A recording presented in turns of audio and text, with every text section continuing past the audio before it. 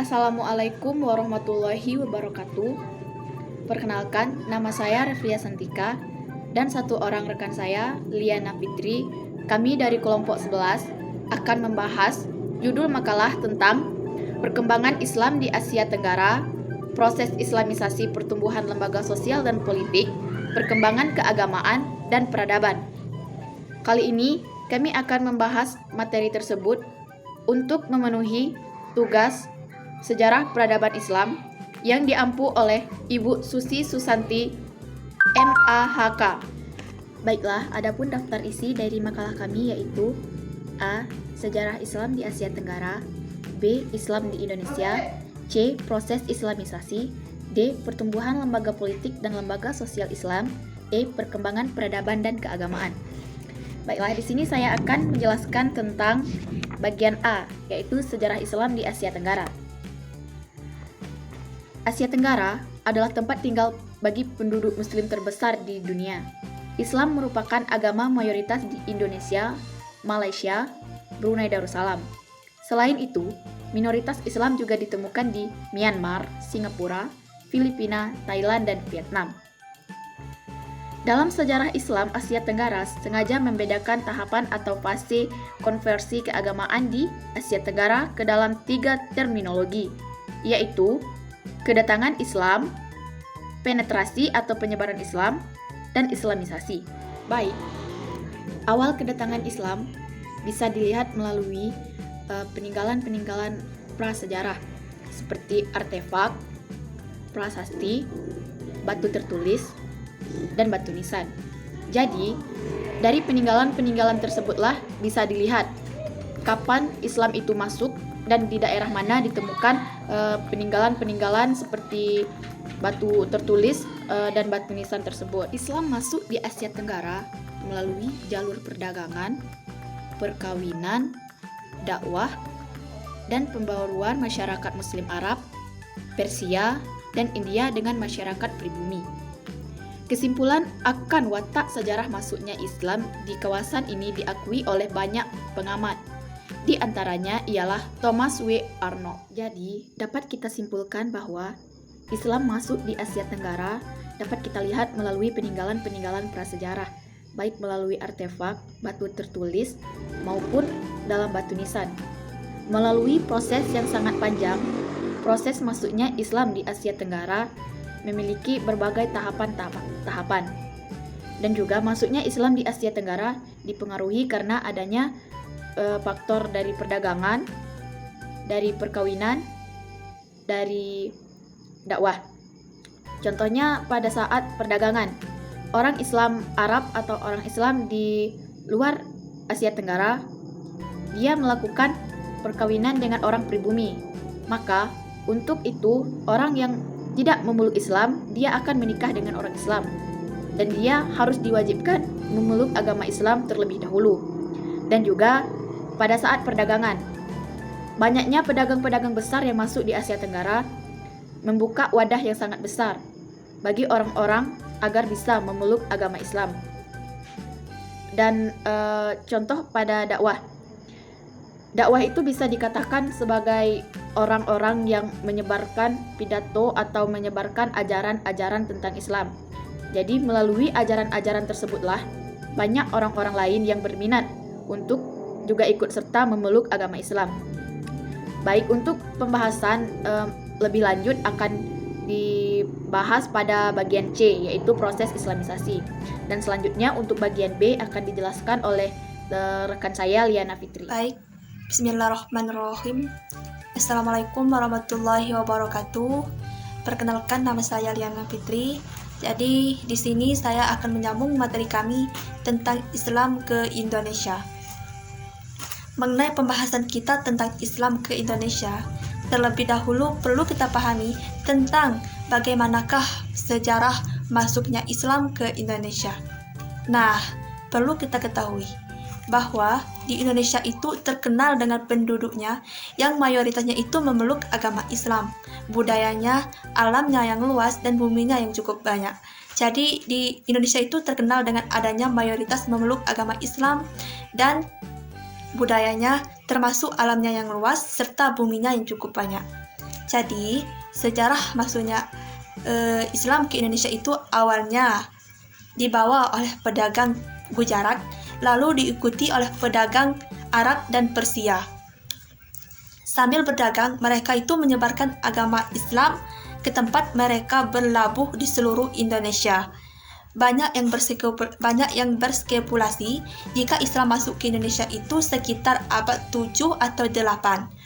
Jadi, mereka menyebar agama Islam itu dengan cara mereka berdagang tadi dan dengan cara mereka berdakwah. Selain berdagang juga dengan cara berdakwah ya, mereka menyebarkan agama Islam. Jadi bisa dikatakan bahwa sejarah masuknya Islam ke Indonesia itu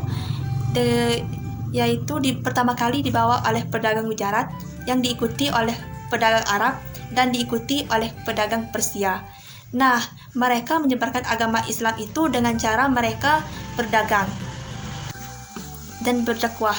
Nah, demikianlah sedikit penjelasan tentang sejarah masuknya Islam ke Indonesia. Baiklah, saya akan menjelaskan yang bagian C, yaitu proses Islamisasi.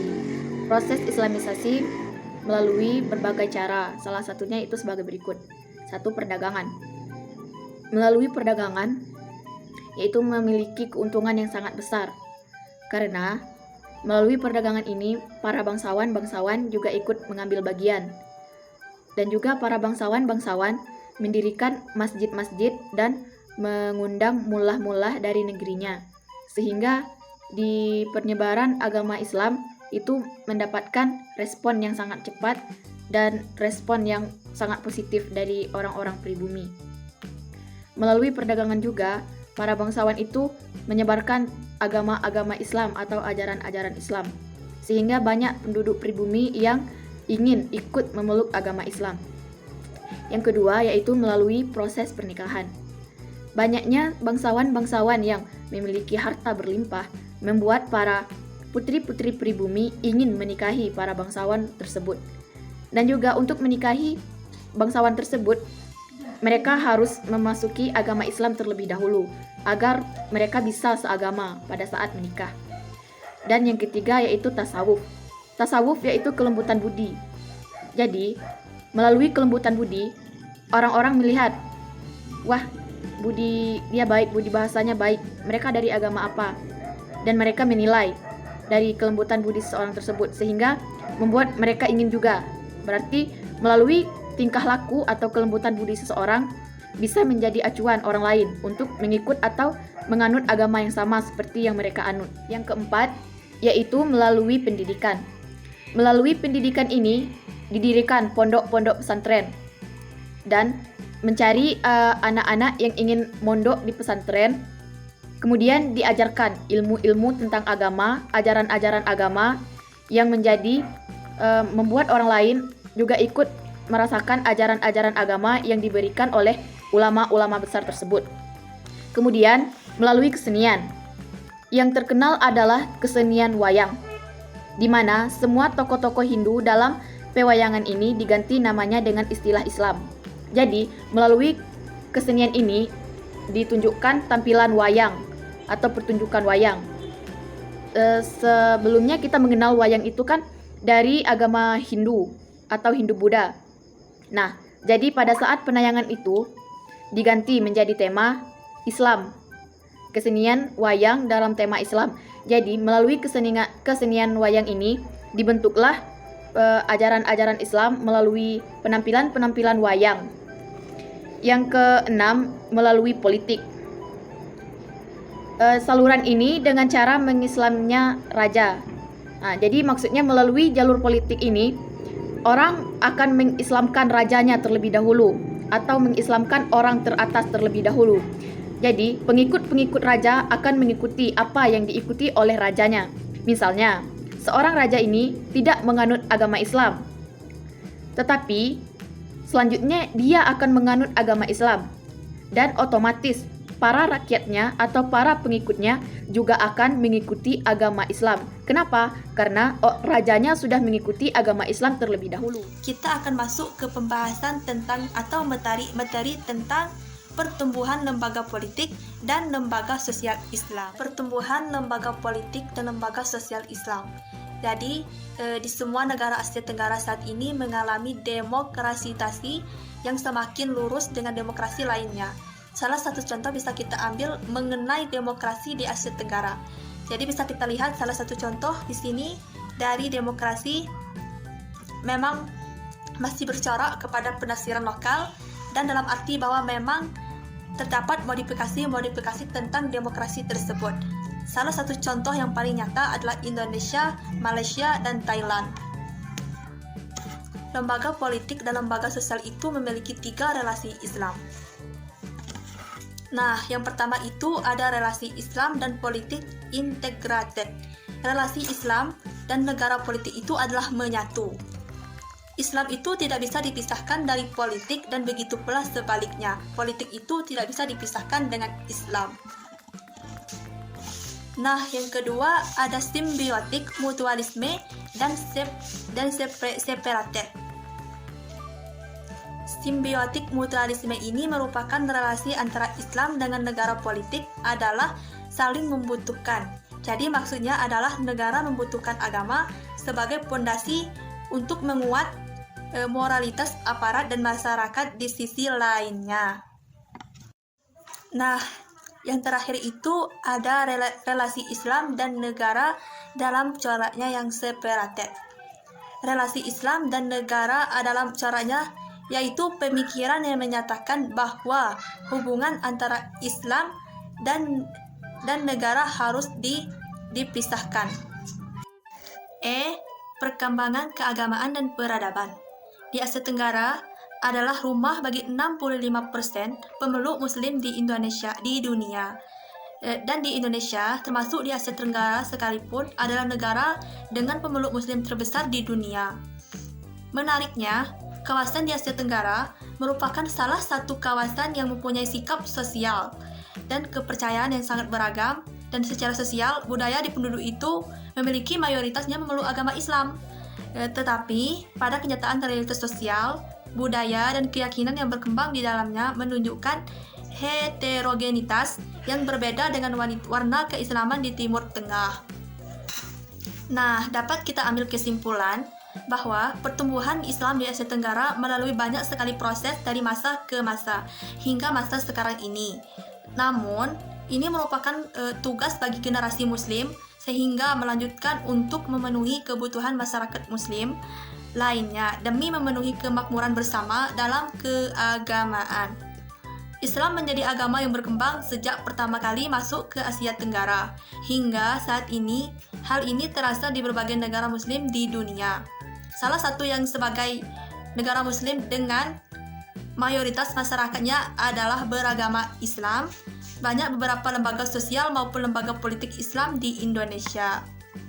Nah, jadi perkembangan Islam terus berjalan dan berkembang seiring dengan waktu. Kemajuan teknologi pun juga ikut diikuti oleh beberapa Muslim di dunia, agar Islam tidak tertinggal jauh dengan perkembangan teknologi yang ada, dan dalam dakwah Islam juga berkembang seiring berjalannya waktu. Jadi, dapat kita ambil kesimpulan dari materi kami yaitu pertumbuhan Islam di Asia Tenggara melalui banyak sekali proses dari masa ke masa hingga masa sekarang ini. Namun, ini merupakan tugas bagi generasi Muslim selanjutnya untuk memenuhi kebutuhan masyarakat Muslim lainnya demi memenuhi kemakmuran bersama dalam keagamaan. Demikianlah penjelasan makalah kami tentang perkembangan Islam di Asia Tenggara, proses Islamisasi, pertumbuhan lembaga sosial dan lembaga politik, perkembangan keagamaan dan peradaban. Kami, Reflia Santika dan Liana Fitri dari kelompok 11, memohon maaf apabila terdapat kesalahan dalam pembuatan video.